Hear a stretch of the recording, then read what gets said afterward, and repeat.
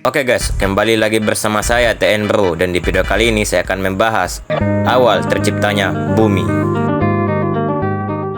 Tapi sebelum masuk ke videonya, saya ingin memberitahukan kepada kalian bahwa 90% pembahasan saya berasal dari Al-Quran dan 10% lagi berasal dari sumber dan teori-teori lain. Jadi untuk yang kafir atau ateis, mohon pengertiannya. Oke, lanjut. Banyak orang termasuk ilmuwan tidak percaya akan adanya hubungan antara Al-Quran dengan sains, karena kebanyakan dari mereka masih terpengaruh oleh teori dan pemikiran materialis. Model pemikiran materialis ini berkembang pada abad ke-18 sampai 19 di Eropa sebagai akibat dari adanya pertentangan antara kaum agamawan, terutama agama Yahudi dan Kristen, dengan kaum ateis. Artinya adalah istirahat rasionalitas manusia yang berusaha menjawab semua pertanyaan yang timbul dari pikiran manusia. Skema Al-Quran dan geoarkeologi adalah kajian ayat-ayat sains dan sejarah dalam Al-Quran yang dikaitkan dengan hasil temuan-temuan dalam bidang sains historis, yaitu geologi dan arkeologi. Geoarkeologi. Tulisan ini mencoba mencari tahu salah satu aspek dari hubungan Al-Quran dan geoarkeologi, yaitu geologi, dengan bahasan mengenai satuan dari masa atau periode penciptaan bumi. Penciptaan bumi berlangsung dalam 6 periode atau masa, seperti yang terkandung dalam surah As-Sajdah surah ke-32 ayat 4 yang berbunyi, Allah yang menciptakan langit dan bumi dan apa yang diantara keduanya dalam 6 masa, kemudian dia bersemayam di atas ars. Bagimu tidak ada seorang pun penolong maupun pemberi syafaat selain dia. Quran surah As-Sajdah surah ke-32 ayat 4. Ayat ini menjelaskan bahwa Allah adalah pencipta langit, bumi dan segala sesuatu yang ada di antara keduanya dalam 6 masa. 6 masa dalam ayat ini bukanlah hari seperti yang dikenal saat ini, melainkan hari sebelum adanya langit dan bumi. Tafsir dari ayat ini adalah Allah menciptakan langit dan bumi tanpa contoh dan tidak pernah ada sebelumnya. Allah bersemayam di atas ars yang tidak diketahui hakikatnya oleh selain Allah. Allah adalah satu-satunya yang dapat menentukan segala sesuatu, sehingga tidak ada yang dapat mengurus segala urusannya, menolak bahaya, malapetaka, dan siksa.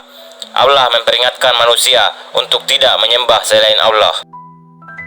Dan di dalam surah Al-Hadid, surah ke-57, ayat 4 yang berbunyi, Dialah yang menciptakan bumi dalam 6 masa, kemudian dia bersemayam di atas ars.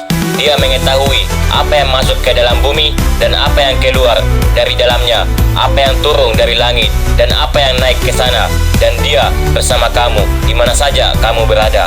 Dan dijelaskan juga dalam surah Al-Furqan surah ke-25 ayat 59 yang berbunyi, yang menciptakan langit dan bumi dan apa yang diantara keduanya dalam 6 masa, kemudian dia bersemayam di atas ars. Dialah yang maha pengasih, maka tanyakanlah tentang Allah kepada orang yang lebih mengetahui.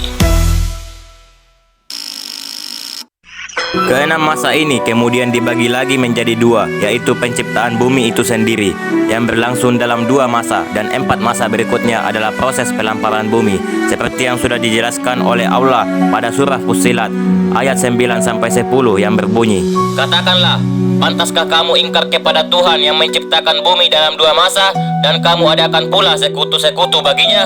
Itulah Tuhan semesta alam, dan dia menciptakan di bumi itu gunung-gunung yang kokoh di atasnya. Dia memberkahinya dan dia menentukan padanya kadar makanan-makanan penghuninya dalam 4 masa. Tidak diketahui apakah satuan dari masa tersebut, apakah dalam satuan hari, bulan, tahun, atau jutaan hingga miliaran tahun.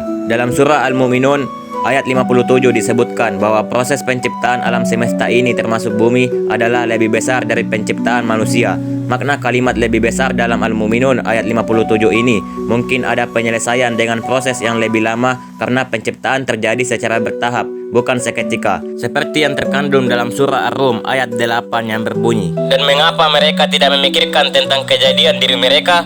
Allah tidak menciptakan langit dan bumi dan apa yang ada di antara keduanya, melainkan dengan tujuan yang benar dan dalam waktu yang ditentukan. Dan sesungguhnya kebanyakan di antara manusia benar-benar mengingkari pertemuan dengan Tuhannya. Konsep penciptaan alam semesta dan bumi dikutip antara lain dalam Quran surah Al-Anbiya surah ke-21 ayat 30. Menurut surat ini, alam semesta, langit dan bumi sebelumnya menyatu menjadi satu dan kemudian terpisah satu sama lainnya. Para ahli kebumian menduga bahwa proses tersebut terjadi melalui suatu ledakan yang sangat dahsyat, seperti yang dikemukakan oleh George Lemaitre pada tahun 1920 dengan teorinya Big Bang. Mungkin videonya cukup sampai di sini. Mohon maaf jika ada kesalahan kata atau ucapan. Assalamualaikum dan terima kasih.